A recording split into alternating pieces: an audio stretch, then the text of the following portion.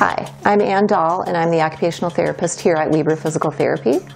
Today I'd like to talk a little bit to you about wrist and hand pain. A lot of people come in with that common complaint, whether they're experiencing it in home activities, whether they're experiencing in work activities or player recreational activities.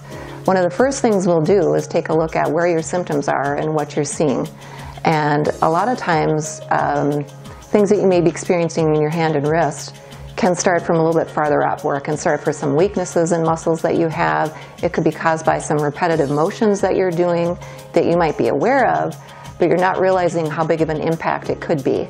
So we'll take a look at your work or job setting, your home activities, and again, these recreational activities, and recreate the postures and positions that you're doing, and explore a little bit more about how we can neutralize those or to remove some of the pain and discomfort that you're doing. We'll spend a lot of time instructing you in proper body mechanics, how you use your hands and arms, and maybe even suggesting a customized wrist splint or hand orthotic to keep your structures in a more neutral position to help alleviate some of that pain and discomfort that you're feeling.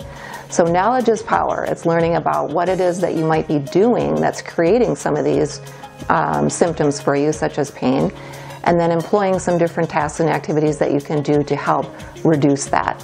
And the ultimate goal is self-care, so that you can come in and take a look at and learn about how to treat yourself with us being your guide along the way.